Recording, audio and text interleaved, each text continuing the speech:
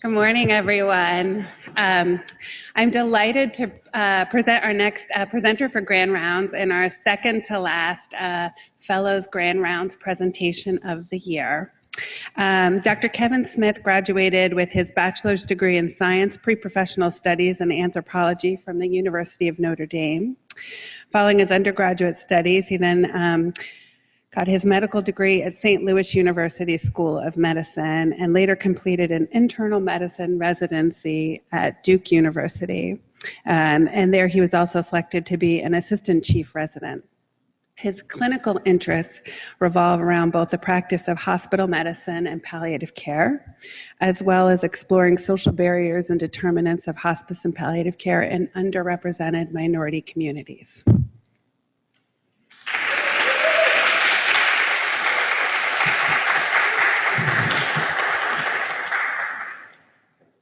Good morning, everyone, and thank you for joining me here today.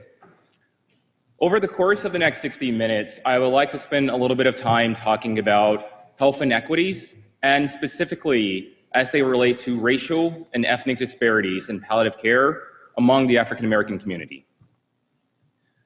I have no relevant disclosures. Before I begin, I would like to tell you a story about a case that impacted me during my time in residency. This is the story of a 57-year-old gentleman who was a disabled veteran, and he was also an individual who had suffered from an ischemic stroke. That stroke resulted in him having expressive aphasia, right hemiparesis. He was predominantly bedbound, required enteral nutrition, and he was dependent on others for almost all of his activities of daily living. This gentleman, unfortunately, was also diagnosed with AML. He did not have any formal healthcare proxy. He did not have a wife, nor did he have any children. But he did have a very extended family, predominantly his siblings, that were his primary medical decision makers. And ultimately, this patient's oncologist recommended against pursuing chemotherapy, but instead recommended hospice care and palliative care services based on his functional status. And his family were adamantly opposed to this for a couple of different reasons. The first was that this patient, they stated that it was sort of against their religious preferences, and that by pursuing hospice and palliative care, it would have resulted in them not trusting and having faith in God. The second reason was that they stated, and they acknowledged out loud, that they wondered if perhaps the recommendation from the doctor would have been different if their brother would have been white. And so the reason that I bring up this case is because I think that it highlights several themes that I would like to talk about going forward. And overall, that this is a topic that is near and dear to my heart for both professional reasons and also personal reasons. I also think that it is an important conversation to have, especially given the evolving landscape of the African American population within the United States. My objectives are threefold. First, I would like to identify factors and social determinants that contribute to disparities in palliative care within the African American community. Next, I will like to illustrate how these factors negatively impact end-of-life care, and then explore solutions that perhaps we as palliative care clinicians can help implement with the goal to hopefully transcend these cultural barriers in many African American patients. And one of the things that I will say is that it is not my intention as a result of this story to try to describe African American culture as a monolith, because we know that that is not the case. But one of the things that I would like to do is to shed light on the perspective and the narrative and the lens through which many African Americans have, and to show you how that can impact their interaction within the healthcare system.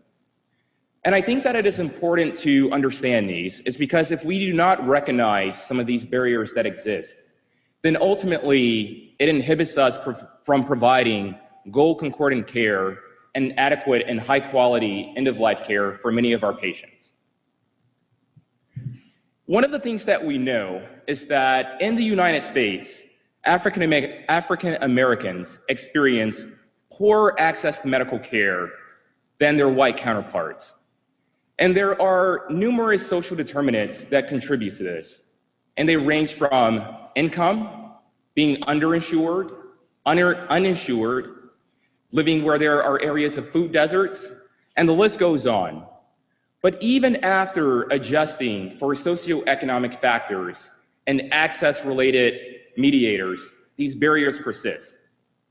And the other thing that we know is that these social determinants of health impact many African Americans throughout their entire lifespan. For example, African Americans have a 44% chance more likely of dying from a stroke than whites. African American women are 40% more likely to die from breast cancer, and men are twice as likely to die from prostate cancer. And this list by no means tells the complete story. We recognize that disparities exist in the prevalence of HIV, obesity, asthma. Furthermore, we know that these disparities not only impact African American adults, but they are also seen in African American children across all age groups. And there is a quote by the author and poet Langston Hughes, where he starts off by stating that there is no color line in death. And he attempts to convey a couple of different points. The first is that we all must die. The second is that in death, we are all equal. However, what I would like to contend to you here today is that getting there is not a process that is characterized by equity. And that furthermore, for many African Americans, getting there is a process that is compounded by the inequities that exist throughout their lifespan. So take, for example, one of the fundamental aspects of what we do in this field as palliative care clinicians and also for our hospice colleagues is we focus on symptom management. And one of the major symptoms is pain management. But also, one of the things that we know is that there are disparities that exist in pain management across the lifespan for many African Americans, including the end of their life. And these disparities exist not only with many African Americans not receiving adequate pain management, but also these disparities exist across socioeconomic status. And in addition to that, we recognize that there are also disparities that exist when it comes to even access to medications. For example, pharmacies in minority neighborhoods are less likely to carry sufficient opioid analgesics in comparison to looking at white neighborhoods and more affluent neighborhoods. We also know that African Americans are more likely to be screened for substance abuse. And we see that these disparities in pain management are seen across multiple different studies. Furthermore, we know that these disparities are seen across patient settings. They're seen across pain types, whether we're talking about cancer-related pain versus non-cancer-related pain. They're seen across whether we're talking about opioid medications versus non-opioid medications. And they're also seen across whether we're talking about traumatic pain versus non-traumatic pain. Let's take, for example, this meta-analysis and systematic review that was performed a few years ago. One of the most startling aspects or findings of this study was that African Americans experienced both a higher number and magnitude of disparities than any other group, including other underrepresented minority groups. One of the other things that I would like to highlight as well that I thought was equally profound was that belonging to the white race was associated with higher odds of receiving opioids in the emergency department, even more so than a presence of having a traumatic injury if you were Black. And so we also know that one of the ways that we have, or hospice is one of the ways that we have to provide good care for our patients. And we also know that there is data that suggests that those disparities that exist in pain management across different settings actually dissipate when patients are enrolled in hospice. However, what I would like to turn your attention to is that African Americans are significantly and disproportionately underrepresented, not only in their use of hospice services, but also how they utilize hospice care. For example, many African Americans have stated in the literature that oftentimes they feel coerced into enrolling in hospice. Furthermore, we see that many African Americans access it later in the course of their illness. And in part, this may be related to determinants that are impacted by access to care earlier on in their disease trajectory. And moreover, we also see that African Americans are more likely to have impaired function than their Caucasian counterparts by the time that they enroll. And there are several hypotheses and barriers that many people argue that contribute to why hospice enrollment is so low. And they range from health literacy, cultural aspects, but also religion and spirituality. There is a lot of data that highlights the fact that many African American patients and their families are unfamiliar with exactly what hospice services entail. And even beyond that, they're unfamiliar with things such as where one can receive hospice services or how it's covered. And looking beyond even health literacy, again, we recognize that there are cultural factors at play. And there is a lot of literature that shows that African Americans have consistent documentation for greater preferences for life-sustaining therapies, regardless of their prognosis. And there was also a study that was conducted in the late 90s that demonstrated that many African Americans have a greater than 3-fold increase in their willingness to tolerate a poorer functional status before downgrading their quality of life. And let's also think a little bit about religion and spirituality. For example, in the case that I talked about a little bit earlier, there are some people that argue that African Americans demonstrate more religiosity and spirituality, and as a result of that, these are actually barriers that can impede not only enrollment in hospice, but also affects things such as advanced care planning. And one of the things that we know is that in addition to African Americans being significantly underrepresented in enrollment in hospice, there is a disproportionality in the number of African Americans that ultimately choose to disenroll from hospice. And that was demonstrated in this particular study here. And one of the things that they saw was that when comparing white patients to Black patients, across all deciles, African Americans were more likely to not only disenroll from hospice, but the same patient population were more likely to subsequently utilize the emergency department and be admitted to the hospital. And there was a study that was done by Dr. Kimberly Johnson, who is a palliative care physician and studies health disparities at Duke, where she looked at, and one of the things that she found was that on average, there was a span of 22 days between the time that many African Americans enrolled in hospice and then subsequently disenrolled. And so, in addition to understanding how cultural preferences for end-of-life care may influence hospice disenrollment, one of the other important things that I think that is important to acknowledge and to better understand is what happens to these patients who ultimately decide to disenroll.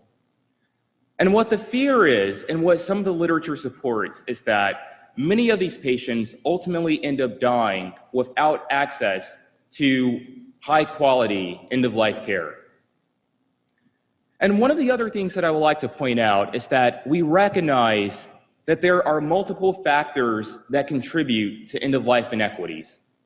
And we also know that these factors exist at various levels. And some of the ones that I've talked about exist at the interpersonal level. But we also know that they exist at the interpersonal and the systems levels. Moreover, they are also interconnected. And so I would like to spend a little bit of time talking about communication and the clinician-patient interaction, and let's visit how this impacts these disparities at the end of life for many African American patients.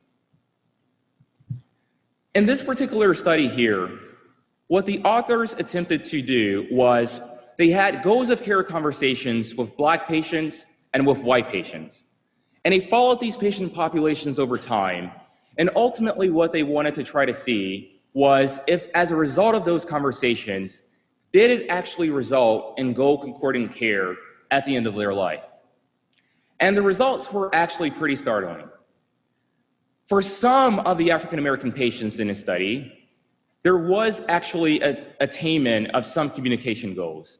For example, some of these patients, after having these goals of care conversations, stated that they were more likely to prefer symptom-focused care and also more likely to prefer changing their code status to DNR.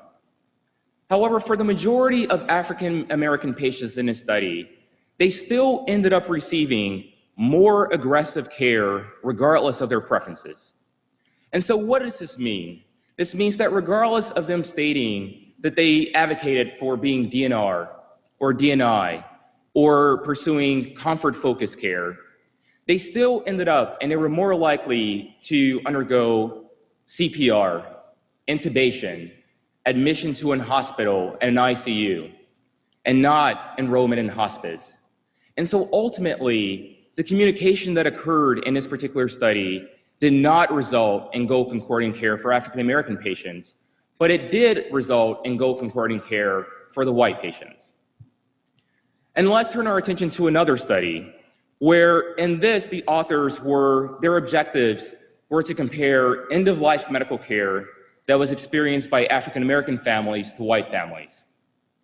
And family members of African American patients were 60% less likely to rate the overall quality of care that they received as being good or excellent. Furthermore, they were less satisfied with the communication with the physician. They felt that they were less informed, and they also stated that they thought that their family received less support overall by the hospital and by the physician. And on top of that, they were more than twice as likely to report not speaking to a physician despite wanting to do so. And as we look at these studies, one of the questions that you may be asking yourself right now is do these results reflect the perception that these patients have? Or is there any actually objective evidence that shows that communication is poor for many African American patients at the end of their life? And there was another study that attempted to evaluate and ask that very question. And in this particular study, what the term dyads refer to are the relationship between the patient and the physician. And triads refer to the relationship between the patient, the physician, and their companion. And what they did was they compared consultations that occurred with African American families and white families, and they wanted to observe the information given statements that were seen in those clinical encounters. And what they found was across all groups, including both the dyad group and the triad group, that in the African Americans families, there were objectively less information giving statements that were either self-initiated by the doctor or prompted by the patient in those encounters. However, on the flip side, when there was actually racially concordance, meaning that when there was a Black doctor talking to a Black family, across all the groups, there was more information sharing that was seen. And then let's also sort of think about the clinician-patient relationship and the perception that many African Americans have after their clinical encounters. And again, what we see is that terminally ill African American patients gave lower ratings to the quality of their relationship with their physician in almost every single category. What we also see here is that African American patients on average were also less likely to have advanced care planning, which includes a formal healthcare proxy and having end-of-life conversations either with their family or with their physicians. And as we sort of think about these findings, I think that they suggest important clinical implications for clinicians across all specialties. in that they remind us of the heterogeneity and the needs and preferences of our different patient populations. And again, as we think a little bit more about advanced care planning, one of the things that we also know is that African Americans are more likely to pursue informal planning as opposed to formally document their care preferences. And again, this is due to a myriad of different factors that take into account mistrust, poor communication, health literacy, and the list goes on. But again, one of the things that I would like to highlight as a result of this study is that there is not just one specific item, that all of these things are interconnected and exist across different levels. And so ultimately, what does the majority of the literature suggest is one of the primary driving forces as to why many of these healthcare disparities exist at the end of life for our patients? And the answer to that revolves around poor communication. And this is a model where the authors attempted to try to demonstrate how communication can hopefully result in goal concordant care. And as we look at this, we see that it may actually look very similar to what we do on a daily basis, in that we have goals of care conversations with our patients. We attempt to better understand their prognostic awareness and their preferences, and hopefully think about and try to assist with advanced care planning. And our hope is that over time, this can result in effective goal concordant care. However, what I would propose is that this model is incomplete. And one of the things that we know is that communication with our patients is a lot more complex and it is a lot more nuanced. And in the slides to come, I will show you a more updated model to how we can better think about more effective communications. But just as the literature shows that poor communication is one of the driving forces as to why these disparities exist, I would also argue that one of the major mediators as well has to deal with the role of mistrust and distrust within the healthcare system. And I think that if we're going to talk about mistrust, we must understand that this is rooted in history. And we must also understand this from the historical perspective of slavery. And this history isn't only impacted by slavery in and of itself, but there's also ample sort of stories throughout our lifetime that shows abuses in medical experimentation. So for example, there is evidence where throughout our history, slave corpses were used for education and research purposes at medical institutions, including prominent medical institutions even here in this city. There's also examples of physicians using Black slaves for experimentation to help advance their surgical procedures.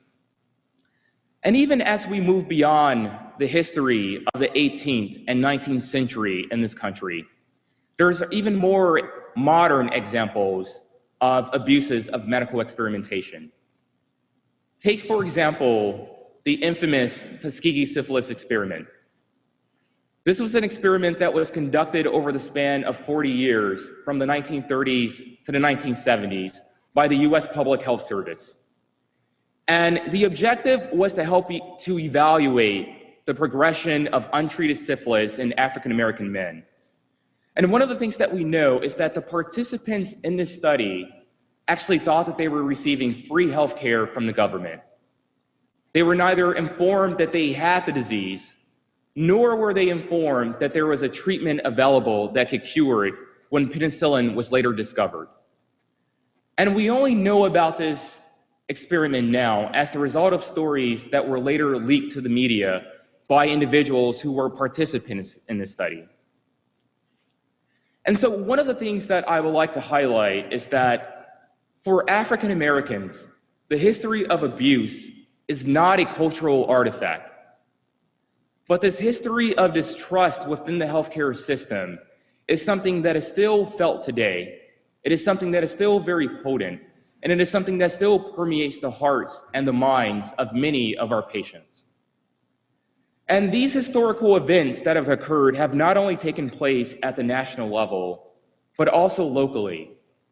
And segregation patterns are deeply embedded in Boston healthcare. And I wonder if perhaps it is this history of mistrust that impacts, in part, why so few African Americans within the city elect to receive their care at this institution. And I would also challenge us to think about this patient narrative as we think about even many of the patients that still choose to walk through these doors, and think about some of the things that may impact, again, how their experiences and how they sort of interact with us as we come here. And so what are some of the steps that we can do moving forward? And how do we achieve equity as it relates to these disparities? And one of the things to note is that equality is not the same as equity. Equality is treating everyone the same, and it tries to promote fairness. However, this only works if everyone starts from the same place and needs the same help. Equity, on the other hand, is giving everyone what they need in order to be successful. And what we see within the literature is that one of the fundamental things that we can do to try to help bring more equity to these disparities is enhance our communication. And one of the things that we know is that, again, communication is complex, is nuanced. And beyond having ad hoc conversations with our patients, we recognize now the importance of fostering long-term relationships and building therapeutic alliance and trust and knowing a person beyond their medical illness.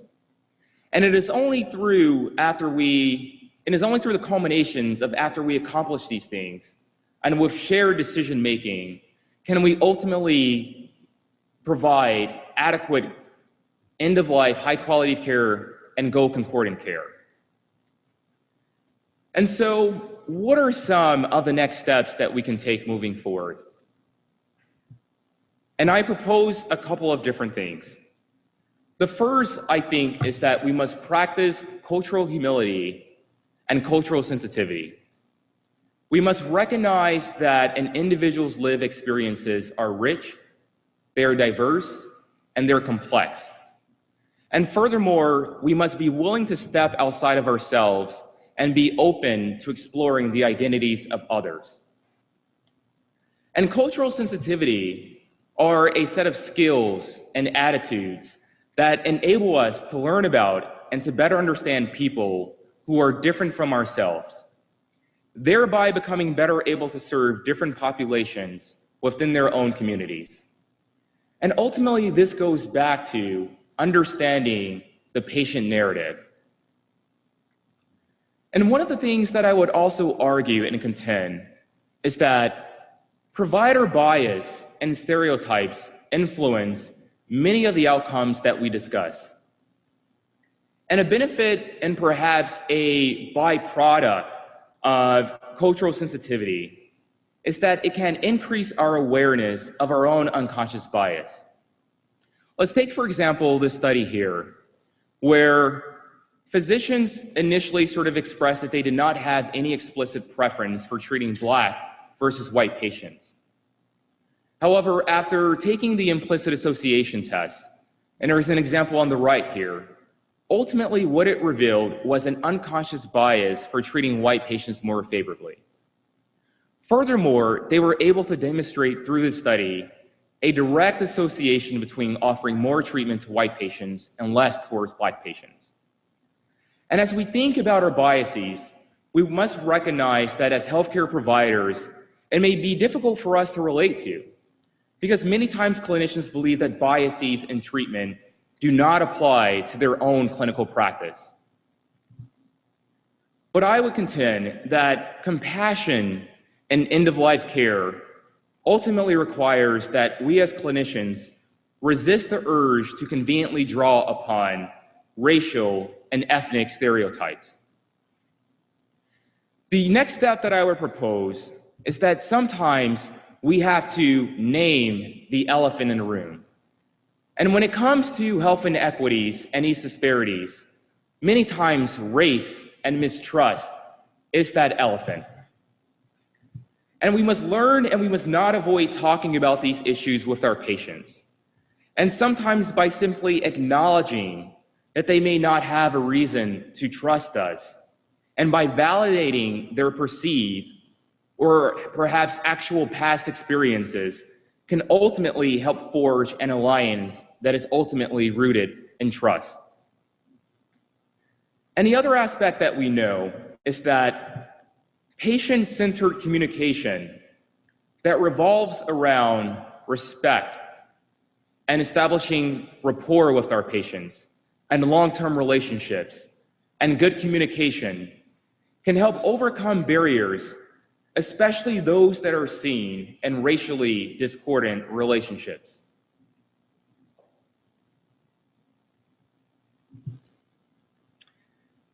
And so for a second, I would like to turn your attention to the quote here at the bottom. And this was actually from a paper that was written here by an individual on the ethics team here at MGH. And they're in our audience right now. And the sort of title of this paper was, Can I Trust Them to Do Everything? Sort of exploring the role of distrust in ethics committees consultations in African and Afro-Caribbean patients. And one of the things that I would like to sort of highlight in this particular quote, and after speaking to this individual, was one of the things that they told me was that they've had numerous patient encounters where, as a member of the ethics team, and sorry, going back for a second, I should also recognize that this person is of Haitian descent. And they had numerous conversations with family members as part of the ethics team that involved not only themselves, but also the palliative care teams, the primary teams, and the patient and their families. And at the end of these conversations, as people were exiting the room, whether it was a family member or the patient, they pulled this individual aside and said, can I actually trust what they're telling me? And the reason that they asked him that is because he was someone that looked like them. And that in and of itself was enough to sort of foster trust. And so I want you to think for a second about perhaps clinical encounters that you may have had with patients and their family members, and where you were talking about end-of-life conversations, and this was the question that was permeating through their minds during your conversation. And perhaps the family member or the patient openly acknowledged this, but also think about the many of times that you've had these conversations and you didn't even know that this was something that was on their mind. And so one of the things that I think that this argues for is for increasing our racial diversity within the workplace. And there is ample literature across the board that shows that this can enhance communication, it improves health outcomes, it reduces health disparities, and also in and of itself, it increases creativity and problem solving within the organization and community as a whole. And the next steps, what I would argue, is that we must recognize that factors that have historically been considered barriers are actually assets. And so before I spoke to you that many individuals have argued that religion and spirituality are actually impediments to providing goal concordant care and enrollment in hospice, and perhaps even with advanced care planning. But one of the things that we also see within the literature is that for many of our African American patients, religion is a major source of positive coping and a major source of strength. And many patients will argue that they prefer to be in a place where their spiritual values and beliefs are not just tolerated, but they're also embraced. And so there was a study that was done by Balboni, who demonstrated that African American patients who received spiritual support from their medical teams were actually less likely to undergo intensive end-of-life interventions. And there was also a sister study that actually showed some contrasting data, and that those who receive a high degree of spiritual support from their communities who are more likely to undergo end-of-life interventions. And so I ask you, how can we bridge this gap? And what I think is one of the solutions is that we must form partnerships with faith-based communities. Take, for example, in this study, the Center for Practical Bioethics partnered with Black congregations across the United States in over 9 different churches and 6 different cities over a span of 2 years. And one of the things that they did was they educated many of their parishioners about the importance and the role of advanced care planning. And these parishioners became advanced care planning ambassadors. And again, over the span of 2 years, they held numerous events at their churches and congregations across the country where they were promoting the important role of advanced care planning, of palliative care, and of hospice. And over that course, over 700 individuals attended these events. And so what I would argue is that this is something that is incredibly underutilized as we think about improving the health literacy of African American patients. And I think that this is an opportunity to improve communication about palliative care and hospice care. And one of the other things that many have argued for a long time that is potentially an impediment for end-of-life and goal-concordant care for many African American patients is that oftentimes there are multiple stakeholders and there are multiple individuals who participate in the health decision making. But one of the things that we know is that for many African American patients, they trust their loved ones to make decisions. And oftentimes, this can take precedence over independence and patient autonomy. And I think that we must recognize that we cannot practice in a model where one size fits all. But we must become comfortable with the fact that in dealing with many African American patients, again, there are multiple individuals who are involved in the overall aspect of their care. And I would like for a second to return to the case that I talked about earlier. So again, this was a gentleman who was a disabled veteran who had a history of a stroke, was dependent on others for his activities of daily living, and he was diagnosed with AML. And his family wanted to pursue aggressive life-sustaining treatments, but his medical team thought that based on his functional status, he was not a good candidate for it. And what happened over time is that his family ultimately decided to transfer his care to a different hospital that was predominantly in a Black neighborhood.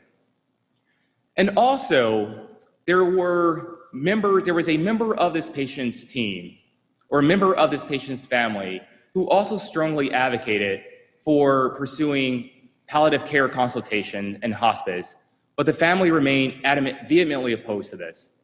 And over time, this patient quickly became transfusion dependent and required multiple hospitalization visits.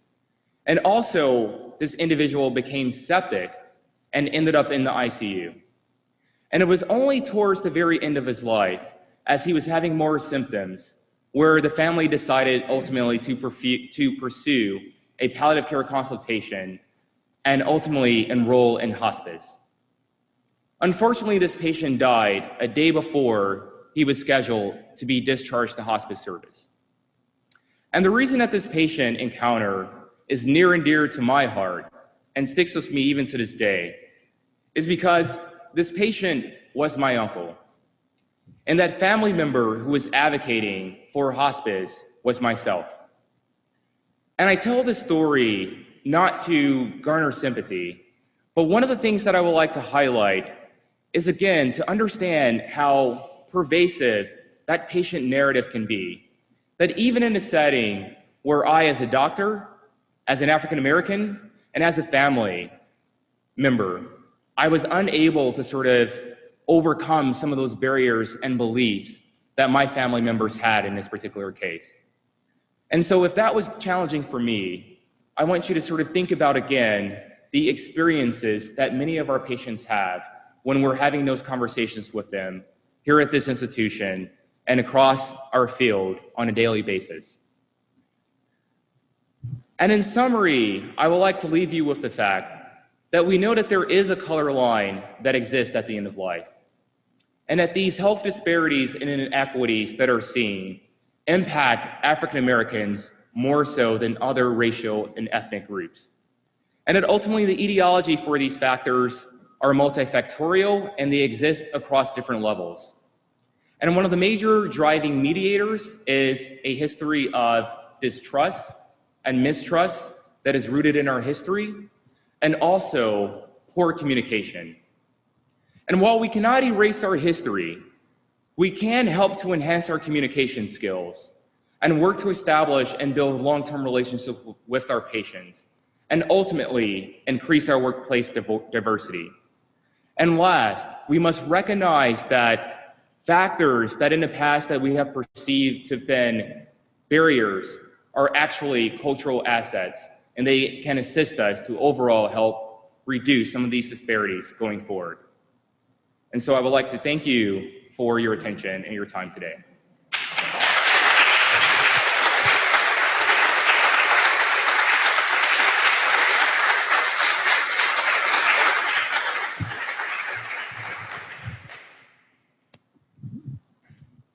Kevin, thank you so much. That was really fabulous. I want to turn it over and see if there are questions and comments.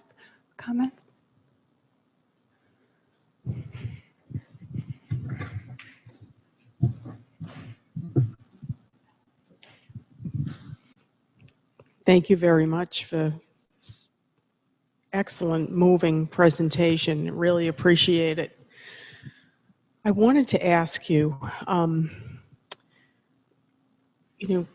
in the with all of the backdrop that you described, and when we come into situations in ethics consults at MGH and other places as well, colleagues will say, when a patient is actually really approaching end of life, say in the final days of their life, and physicians are wanting to change and working with them up through that point to try to collaborate as best as possible with the family to reach a more palliative approach to care. But when that doesn't seem to be coming about in the situation, is it beneficent towards the patient, or is it overly paternalistic for physicians to limit life-sustaining treatment to allow the patient a peaceful death? I mean, one of the things I worry about is, are we actually, by doing that, are we actually cutting in deep to the heart of the patient and family, or are we able to, maybe in their bereavement, maybe right in the final moments, they might see that a peaceful passage of their loved one is a good thing, but it's a dilemma. Right. I think that's a very important topic, and I think perhaps you and I have spoken about this a couple of times before. And I don't necessarily know if there is an easy answer to that. I think that, again, many times what it comes down to is communication with the patient, and perhaps trying to understand why, again, sort of what we do on a daily basis, and perhaps try to understand why and what are the factors that go into why they're making this decision. Because I do agree with you that for some individuals, when we think about perhaps unilaterally implementing DNR or sort of stating that we're not going to offer additional life-sustaining treatments, that can leave almost a negative taste in their mouth and in their perspectives. And that experience not only impacts how those family members interact within the healthcare system going forward, but it also impacts perhaps how their other individuals within their family and generations to come interacts as well. And so I think that by having this awareness that perhaps there are these factors that are at play, that in and of itself can aid to communication and better understanding. And that ultimately, even as it was for the case for my uncle, is that we may ultimately not get to that point where we can result in a good death.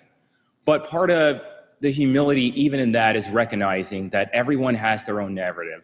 And for some people, that may be how they choose to sort of spend that time of their life.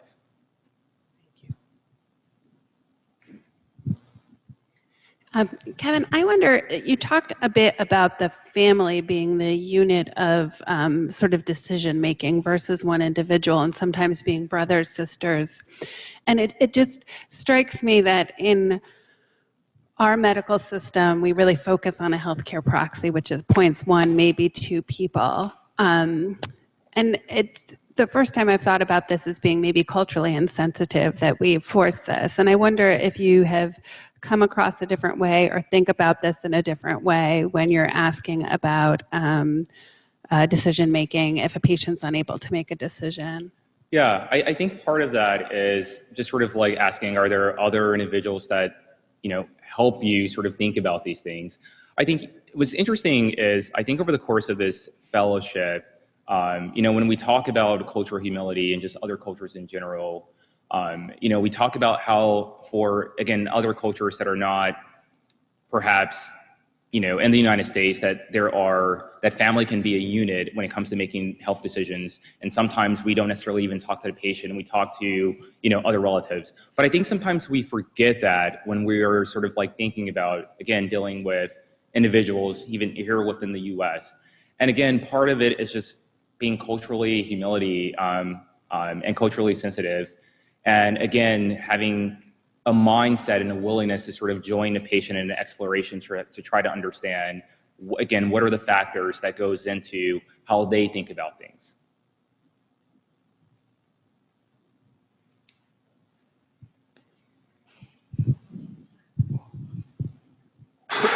I hope you'll accept a semi-personal question, but could you look in, when your family was insisting and you were trying to dissuade them, could you talk about what dynamics you saw there, and then in retrospect, how did the family feel about it? And third, how long did your uncle survive at the other hospital? Okay. So answering the last question first, he survived over a span of a month and a half after the initial diagnosis.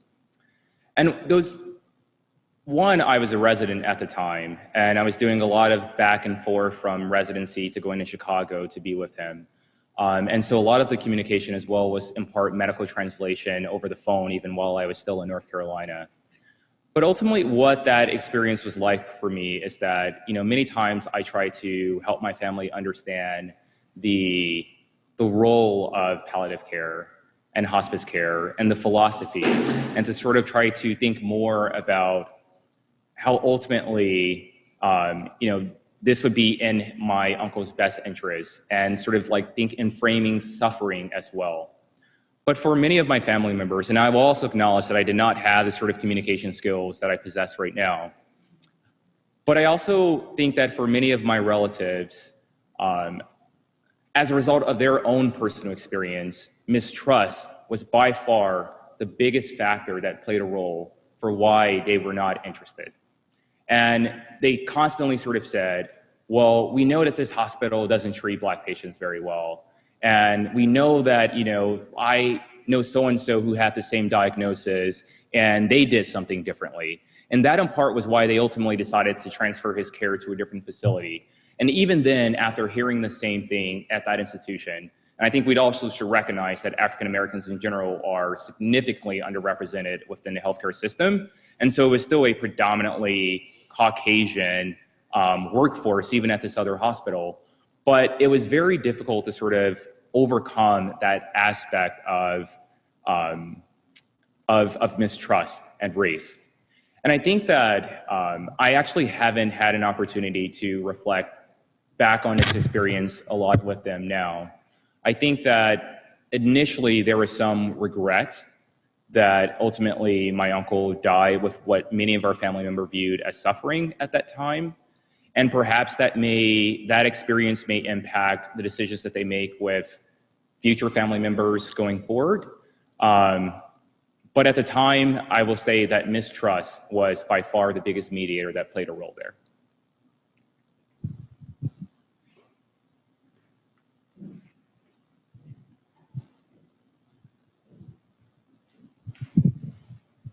Kevin, thanks so much for an incredibly thoughtful and well put together talk.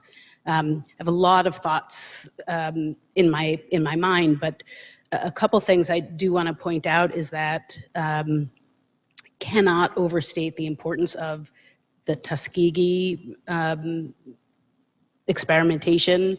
It has come up so many times in my taking care of patients. This idea of suffering at the end of life can be, we are very good at paying careful attention to what we're hearing from patients and families and then adjusting what we're saying so that it mirrors or supports their viewpoint in using religiosity, et cetera, and that's super important. There's a way in which acknowledging the mistrust can be very helpful. I know oftentimes in my African American, the Black patients that I'm taking care of, their families, there's worry that we're not going to take good care of you. So acknowledging can be very powerful. I also worry that the language of suffering that we also use can be hurtful to patients. And I worry that as we get closer and closer to the end of life and as families are not doing what we want them to do, and we emphasize the suffering and the pain, he's getting all these sticks, do you want to go through these procedures, can you stand here and see him suffering, that the outcome sometimes can be burden on the family going forward. And so it's a kind of a careful balance where you have to kind of see what's happening in front of you. And be open. I mean, we're so good in palliative care at doing that, but the key here is being open to seeing these particular threads. And then the one last thing is for diversity in the workplace. This has been true forever, and I'm feeling that in a much deeper way recently for some reason. And being able to see people who look like you, and as a clinician to be able to kind of claim being a piece of that group and speak with authenticity and authority really matters. And so for our fellowship, the importance of recruiting and then in terms of mentoring young people of color in this field, cannot say enough how important that is. So thank you for that. Thank you, Erica. Inspiring talk. Just want to make sure I open it up if there are any questions of Dana Farber.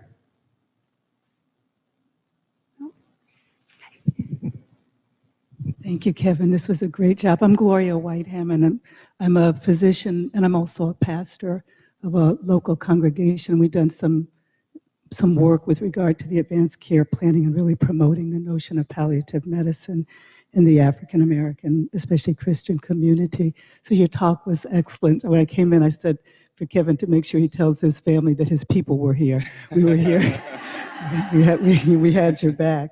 And so many of the comments that you made were just absolutely brilliant, and your questions really were so helpful. And I think, I know you're right that there's this historic mistrust, but what's also important is to recognize that it's not just once upon a time, that this is a contemporary phenomenon. So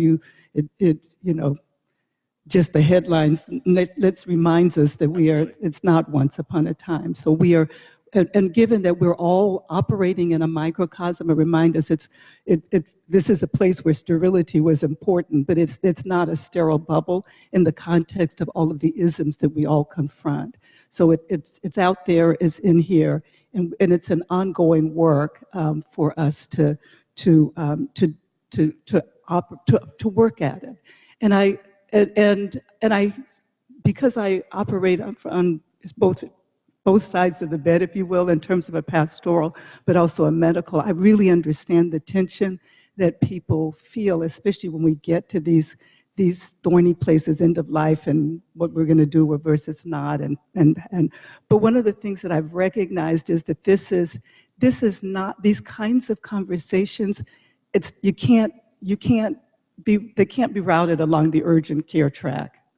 It really requires staying in the conversation. And it's often hard for us as providers because it just makes no sense to us, but to stay in the conversation, because like you're saying, to some extent, you're seeding into the next relationship.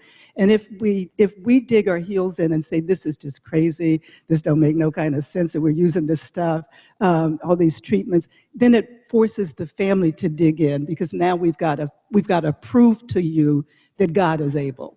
So if we can get to the place of wonder why perfectly rational people are operating in these ways, stay in that place of wonder and that humility, and we may not win this one, but we're seeding into the next one and the next one and the next one, and we're all getting stronger and better because of it.